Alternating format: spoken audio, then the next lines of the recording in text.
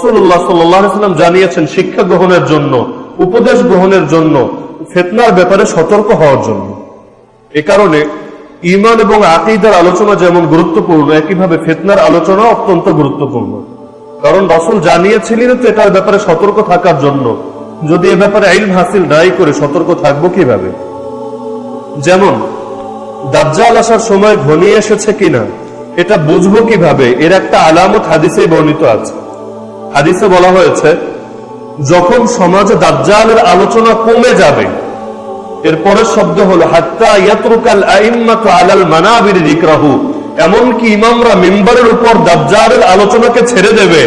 ফান্তাযিরু দাজ্জাল মিন ইয়াউমিহি আও মিন গাদিহি, তখন তোমরা অপেক্ষায় থাকো ঠিক সেদিনই বা তার পরের দিনে দাজ্জাল চলে আসবে। তার মানে সেদিন বা পরের দিন বলার দ্বারা তাড়াতাড়ি আসা উদ্দেশ্য। সমাজের মধ্যে যখন দাজ্জাল সম্পর্কে ইলম থাকবে না, মানুষ দাজ্জালের ইলমের চর্চা করবে না, যে ইলমের চর্চা করে গিয়েছিলেন সাহাবীরা এতকাল আগে, তো সেই সময় দাজ্জাল আসার সময় ঘনিয়ে আসবে। কেন? কারণ দাজ্জালের ব্যাপারে যদি সকলের ইলম থাকে, দাজ্জাল যখন সামনে আসবে তারা চিনে ফেলবে, আরে তুই তো দাজ্জাল, তুই কাফের, তোর ব্যাপারে রাসূল সতর্ক করে গিয়েছেন, প্রাণ চলে গেল, আমি তোর উপর ঈমান আনবো না। তাহলে তো দাজ্জালের মিশন সফল হবে না। দাজ্জালের মিশন তো সে সময় সফল হবে যখন সে সমাজে আসবে, কিন্তু তাকে অধিকাংশ মানুষ চিনতে পারবে না। দাজ্জালের নাম হয়তো জানে, কিন্তু দাজ্জালের গুণাগুণ, দাজ্জালের প্রকৃতি, দাজ্জালি ফিতনার স্বরূপের ব্যাপারে রাসূল যা জানিয়েছেন এর ব্যাপারে তার ইলম ছিল না, যার কারণে সে নিজের অজান্তেই দাজ্জালের ফাঁদে পা দিয়ে বসবে। তো এ কারণে সমাজের মধ্যে ফিতনার আলোচনা ফিতনার যুগে বেশি বেশি হওয়া এটাই তো কাম্য ছিল। ইসলামের একটা উসুলই হলো, যখন যেই সমস্যা দেখা যায় তখন সেটা নিয়ে আলোচনা বেশি হওয়াটাই তো কাম্য। যেমন জনক সালাফ বলেন, কোন এক সমাজের মধ্যে সুদ বা ঘুষ ব্যাপক হয়ে গিয়েছে, কিন্তু সেই সমাজের আলেমরা বিয়ে বা তালাকের মাসালা নিয়ে আলোচনা করছে, অথচ সেই সমাজে হয়তো তালাক হয় না। সেই সমাজে সমস্যা হলো সুদের বা ঘুষের, কিন্তু আলোচনা হচ্ছে বিয়ের বা তালাকের। তাহলে এটা তাদের জন্য বড় একটা ফিতনার কারণ হয়ে যায়। তো আমরা আছি ফিতনার যুগে। ফিতনার যুগে থেকেও যদি ফিতনার ব্যাপারে আমরা ইলম চর্চা না করি, তাহলে কিভাবে একজন মানুষের পক্ষে, বিশেষ করে যেই মানুষ ইলমের সঙ্গে সম্পর্কিত না, যে কোরআন এবং হাদিস পাঠ করলে নিজে নিজে বোঝার যোগ্যতা রাখে না, কিভাবে সে ফিতনা থেকে বাঁচতে পারবে? তো সাহাবীরা তাদের জমানায় তো দাজ্জাল আসেনি, ইয়াজুজ মাজুজও আসেনি, কোনো কিছুই আসেনি, কিন্তু তারপরও তারা এই ফিতনাগুলোর ব্যাপারে এত বেশি সতর্ক ছিলেন যে কখনো যদি বড় একটা আওয়াজও হতো তারা ভয় পেয়ে যেতেন, না জানি দাজ্জাল চলে আসে। অথচ হাদিসে স্পষ্ট আছে মক্কা এবং মদিনার মধ্যে দাজ্জাল প্রবেশ করতে পারবে না। তারপর দাজ্জালের ব্যাপারে এতটা সতর্কতা এবং এতটা ভীতি তাদের ভেতরে কাজ করত। কোরআনুল কারীমের 114 সূরার মধ্যে আমাদের এই জামানার ফিতনাগুলোর ব্যাপারে সবচেয়ে বেশি আলোচনা পাওয়া যায় এবং এর সঙ্গে সবচেয়ে বেশি প্রাসঙ্গিক হলো কোরআনুল কারীমের 18 নম্বর সূরা, সূরাতুল কাহফ। নাম হয়তো অনেকেই শুনেছে, সূরা কাহফ। এই সূরা ফিতনার জামানার ক্ষেত্রে অনেক বেশি গুরুত্বপূর্ণ, বিশেষ করে দাজ্জালি ফিতনা, শেষ জামানার ফিতনা।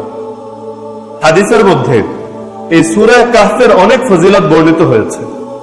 যেমন সহিহ বুখারীর মধ্যে ইমাম বুখারী রাহমাতুল্লাহি আলাইহি একটা অধ্যায়ের শিরোনামে দিয়েছেন সূরা কাহফের ফজিলত সংক্রান্ত আলোচনা। সে অধ্যায়ের অধীনে তিনি সাহাবী বারা ইবনে আযিব রাদিয়াল্লাহু আনহু থেকে একটা হাদিস উল্লেখ করেছেন। হাদিস নম্বর হচ্ছে 5011। রাসূলুল্লাহ সাল্লাল্লাহু আলাইহি ওয়াসাল্লাম তার জামানার একটা ঘটনাই হাদিসের মধ্যে উল্লেখ হয়েছে। ইমাম বুখারী রাহমাতুল্লাহি আলাইহি বলেন, কানা রাজুলুন ইয়াকরাউ সূরাতাল কাহফ, একজন ব্যক্তি অর্থাৎ একজন সাহাবী সূরা কাহফ তেলাওয়াত করছিলেন।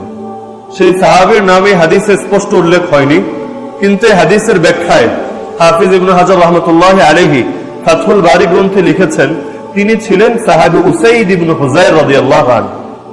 তিনি সূরা কাহফ তেলাওয়াত করছিলেন। ওয়া ইলা জানিবিহি হিসানুন মারবুতুন বিশাতানাইন, সে সময় তার পাশে দুটো রশি দিয়ে একটা ঘোড়া বাঁধা ছিল। এক রশি দিয়ে বাঁধলেই তো কাজ হয়ে যায়, দুই রশি দিয়ে বাঁধা ছিল, তার মানে বেশ শক্তভাবে বাঁধা ছিল।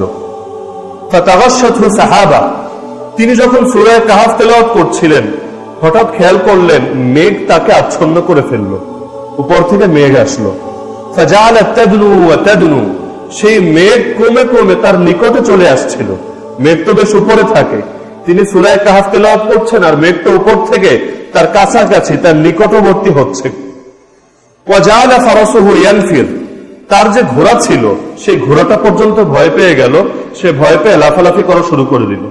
তার মানে অবস্থা কেমন হয়েছিল যে একটা ঘোড়া, একটা অবলা প্রাণী, সেও ভয় পেয়ে যাচ্ছে। একজন মানুষ তো আরো বেশি ভয় পাবে, এটাই স্বাভাবিক। ফালাম্মা আসবাহা, এটা রাতের ঘটনা। সকালবেলা তিনি রাসূলুল্লাহ সাল্লাল্লাহু আলাইহি ওয়াসাল্লামের কাছে আসলেন, আসার পর পুরো বিষয়টা বললেন। তারপর রাসূল তার এই কথা শুনে বললেন, ইকরা ইয়া ফুলান, তুমি তেলাওয়াত করতে থাকো, ভয় পাওয়ার কিছু নেই। তিলকা সাকিনাহ তানাজ্জালাত বিল কুরআন, এটা হলো সাকিনাহ। সাকিনা হলো বিশেষ একটা রহমতের নাম। তানাজ্জালাত বিল কুরআন, তোমার কোরআনের কারণে এই সাকিনা নাযিল হয়েছে।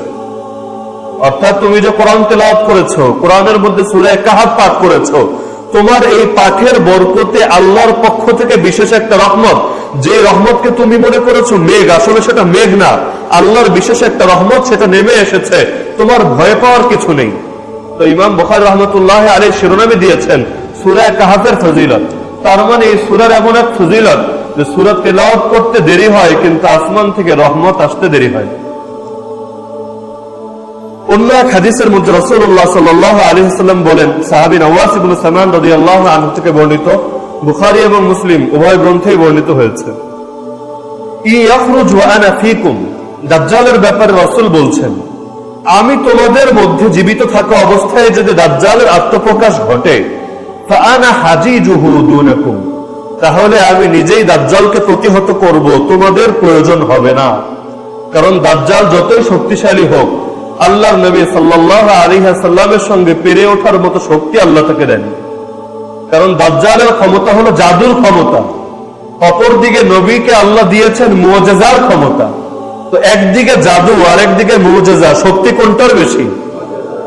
মুসা আলাইহিস সালাম একটা লাঠি ফেললেন, জাদুঘররা তাদের জাদু প্রয়োগ করলো, অনেক সাপ বের হয়ে আসলো, আর তিনি মাত্র একটা লাঠি ফেললেন, কিন্তু তার লাঠির সামনে সকল সাপ এতটা অসহায় হয়ে গেল যে সেই লাঠি সাপের রূপ ধারণ করে জাদুঘরদের সব সাপকে গিলে ফেলল। তো জাদু তো হলো একটা ভেলকিবাজি, একটা ধোঁকা মাত্র, মুআজিজার সামনে টেকার মতো ক্ষমতা তো আর জাদুর নেই। তো রাসূল বলছেন, দাজ্জাল যদি আত্মপ্রকাশ ঘটে তাহলে আমি নিজেই তার প্রতিহত করব, তোমাদের প্রয়োজন হবে না। দাজ্জাল যখন দুনিয়াতে আসবে, আল্লাহর খলিফা মাহদিও তো তাকে পরাজিত করতে পারবেন না। কারণ মাহদিকে আল্লাহ তাআলা অনেক কারামত দান করবেন, তিনি আল্লাহর ওয়ালি হিসাবে আল্লাহ তাআলা থেকে কারামত দান করবেন। আর আহলুস সুন্নাত ওয়াল জামাতের আকীদা হচ্ছে, ইমাম তাহাওয়ী রাহমাতুল্লাহ আলাইহি তারা আকীদা গ্রন্থের মধ্যে লিখেছেন, কারামাতুল আউলিয়ায়ে হাক্কুন, আল্লাহর ওয়ালিদের কারামত সত্য, এটা আমরা বিশ্বাস করি, কিন্তু এই কারামতটা তাদের নিজের শক্তি না, আল্লাহর দান। যেমন মুআজিজা ও নবীর নিজস্ব শক্তি না, আল্লাহর দান, কারণ দাতা একজনই, আর তিনি কে? তো মাহদি তার কারামত থাকবে, কিন্তু দাজ্জালের জাদুর পাওয়ার এত বেশি থাকবে যে তিনিও দাজ্জালকে পরাজিত করতে পারবেন না। কিন্তু আল্লাহ তাআলা যখন ঈসা আলাইহিস সালামকে পুনরায় দুনিয়াতে পাঠাবেন, ঈসা আলাইহিস সালাম তো নবী, আর নবীর সঙ্গে থাকে মুআজিজা, আল্লাহ তাআলা তাকে মুআজিজার পাওয়ার দিবেন। সেই পাওয়ার দিয়ে তিনি দাজ্জালের মতো এরকম এক ভয়াবহ শক্তি, যার চাইতে বড় সুপার পাওয়ার দুনিয়ার বুকে আর কোনো কুফরি শক্তি নেই। দুনিয়ার যত কুফরি শক্তি থাক না কেন, ফেরাউন হোক, হামান হোক, আবু জাহাল হোক, দাজ্জালের চাইতে বেশি শক্তির অধিকারী কেউ নেই। সেই দাজ্জালকেও পরাজিত করবেন ঈসা আলাইহিস সালাম তার মুআজিজার শক্তির দ্বারা। এরপর রাসূল বলেন, ওয়াই ইয়াখরুজ ওয়ালাস্তু ফীকুম, কিন্তু দাজ্জাল যদি এমন সময় আসে যেই সময় আমি তোমাদের মধ্যে থাকবো না, তোমাদের মধ্যে থাকবো না মানে দুনিয়ায় থাকবো না। কারণ আহলে সুন্নাত ওয়াল জামাতের আকীদা হলো নবীরা কবরে জীবিত, কিন্তু কবরের জীবন আর দুনিয়ার জীবনটা তো আলাদা। দুনিয়ার জীবনের মধ্যে আমরা যেমনি হাঁটছি চলছি, নবী কি আমাদের মধ্যে ভাবে হাঁটছেন চলছেন? তারা তাদের কবরের হায়াত সত্য, এই ব্যাপারে আমাদের কোনো সন্দেহ নেই। এমনকি সহিহ হাদিসে এসেছে, ইউসাল্লুন, তারা নামাজও আদায় করেন। কিভাবে করেন, কোথায় করেন, কেমনে করেন জানি না, আল্লাহ জানাননি, আল্লাহ জানিয়েছেন করেন, বেশ বিশ্বাস করি করেন। তো যদি দাজ্জাল এমন সময় আসে যে সময় আমি তোমাদের মধ্যে দুনিয়ায় থাকবো না, তাহলে ফামরুন হাজিজু নাফসিহি, প্রত্যেক ব্যক্তিকে তার নিজের পক্ষ থেকেই প্রতিরোধ গড়ে তুলতে হবে, অন্য কেউ তার পক্ষ থেকে করে দেবে না, বরং তার ঈমান তাকে নিজেকেই বাঁচাতে হবে। কিভাবে বাঁচাবে? তো রাসূল প্রথমে একটা সান্ত্বনা বাণী দিলেন যে ভয় পাওয়ার কিছু নেই, আমি দুনিয়াতে নেই তাই বলেই ঘাবড়ে যেও না। আল্লাহু খালিফাতি আলা কুল্লি মুসলিম, যেই ব্যক্তি মুসলমান হবে প্রত্যেক মুসলমানের উপর আল্লাহ আমার পক্ষ থেকে সাহায্যকারী হবে। তো যদি তোমার ভিতরে ঈমান থাকে দাজ্জালকে ভয় পাওয়ার কিছু নেই, আল্লাহ তাআলা তোমার সাহায্যকারী হবেন, তোমার তত্ত্বাবধায়ক হবেন। ইন্নাহু শাবুন কাতাব, দাজ্জাল হচ্ছে একজন যুবক যার চুল হবে উস্কো ফুস্কো, আইনুহু তাফিয়া, তার চোখ হবে আঙ্গুরের মতো ফোলা, কান্নি উসাব্বিহুহু বিআবদুল উজ্জা ইবনে কাতান। সেই যুগে একজন কাফের ছিল যার নাম ছিল আব্দুল উজ্জা বিন কাতান। রাসূল বলছেন আমি মনে করছি সে দেখতে শুনতে কিছুটা তার মতো হবে। ফামান আদরাকাহু মিনকুম, এরপর রাসূল আমাদেরকে একটা উপদেশ দিয়ে যাচ্ছেন, তোমাদের মধ্যে যে ব্যক্তি দাজ্জালকে পেয়ে যাবে, কে পাবে আমরা জানি না, আমরা নিজেরাও জানি না যে আমাদের যুগেই দাজ্জাল আসবে নাকি আমাদের ছেলেদের যুগে আসবে না নাতিদের যুগে আসবে, আমরা জানি না। যেই পাক না কেন রাসূল তাকে একটা পরামর্শ দিচ্ছেন, ফালিয়াকরা আলাইহি ফাওয়াতিহা সূরাতুল কাহফ, সে যেন দাজ্জালের সামনে দাঁড়িয়ে সূরা কাহফের প্রথম দিকের আয়াতগুলো তেলাওয়াত করে। দাজ্জাল আমার সামনে চলে এসেছে, কি করব তখন?